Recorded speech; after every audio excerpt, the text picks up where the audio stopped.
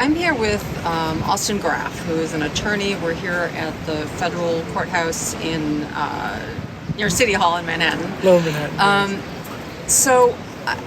We're here for a hearing in the Broecker case, and I think I'd like to ask you just to explain a little bit about this case, what it's all about, what the basic arguments here. You were here to give oral arguments today. Yeah, so today was oral argument at the Second Circuit Court of Appeals, which is the appellate court in the federal system in New York.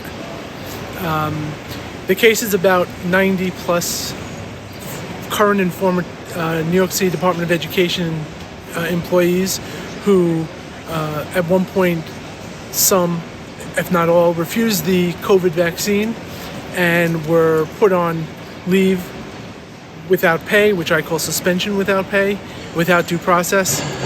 Today was the oral argument this morning.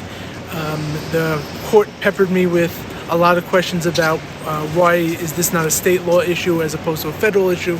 I tried to convince the court that this was about due process, that the employees of the Department of Education were suspended and terminated before they had an opportunity to be heard and granted their constitutional due process rights, that while the appeals regarding the accommodation requests were pending, that they were suspended without pay, and that impacted the constitutional rights of the employees that I represent. Yeah, so the attorneys on the other side were from not just the city, but also... Right, there were 4 other attorneys. One was representing the New York State Department of Education, one represented the UFT, one represented Scheinman and his organization, and one represented the DC 37. Those are the defendants in our case. Right, and Scheinman is the arbitrator who created the impact award that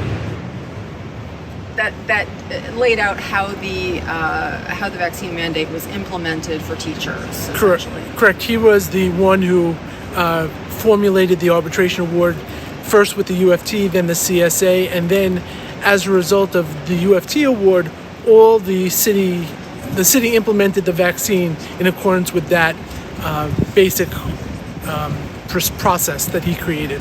Right. So this is a really complicated case to just talk about outside the courthouse for people who don't know all the details, because it involves a whole state union arbitration process that people might not be familiar with. But basically, you're trying to argue not that the vaccine mandate itself that was put in place by the Department of Health was illegitimate. That's not the basis for your case. Well, the basis of the case is simple. The vaccine mandate was put in place. The cases are clear that was legal, whether we agree with it or not. But that's what the courts have found. What I was arguing is the process by which the implementation of the vaccine mandate went into effect, and how it affected people when employees when they were suspended without pay, and when they were terminated without getting the due process. And I called the due process a sham. I put that in my reply because that was in response to their papers. The court wanted me to put it down below or even in my opening brief. I don't know if that even would have made a difference. It seemed like the court wasn't too friendly to our argument, although I was hoping that I can convince the judges that at least send it back to the district court to let us do some discovery so we can examine these issues. Because of the time frame between the accommodation requests and the appeal, when people lost their pay while they were waiting for a decision, I tried to convince the court that there was collusion. I don't know if I got through. I hope I did. The decision should be in the next 30 days or even longer. It comes out when it comes out. We never know when it happens. The judges and the opposing attorneys really pressed this point about it perhaps not being appropriate in federal court. They were challenging your claim that there was a federal claim and not just a state claim against the validity of the arbitration, right? Why do you think there is a valid federal claim?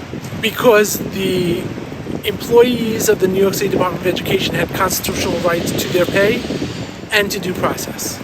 And what we're saying is the due process clause was violated because the accommodation requests and the accommodation process did not allow all employees to be heard and have an opportunity to be heard before they lost their pay.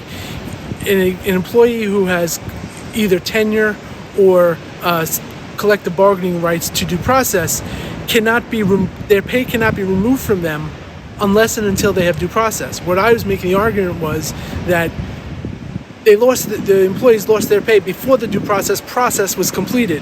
So, and one of the judges says, well, they could just be paid for that. Well, yeah, but they're not getting paid for that process. So I hope I got through to him, but I don't know.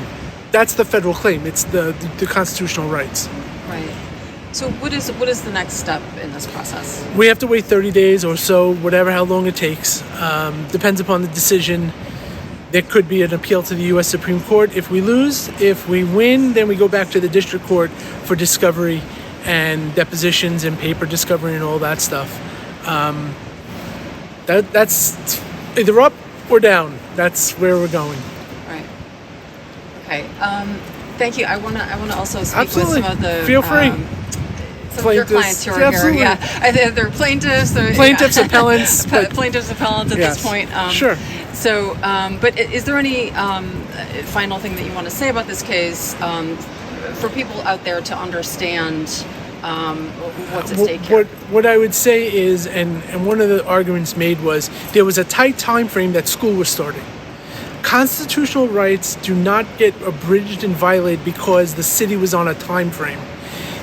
They have a constitutional right. It doesn't matter how long it took. It took time. It should have taken as long as it needed. But they were in a rush to get the vaccine mandate implemented and people vaccinated, and to force people using their salaries and their pay and their job to push them to something that many people didn't want to do. Many people took the vaccine because they had to do. Completely understandable under their circumstances. But there were people still who haven't taken the vaccine because they have a fundamental, either religious or medical or other objection. And their rights should be protected as well. Okay. Thank you very much. No problem.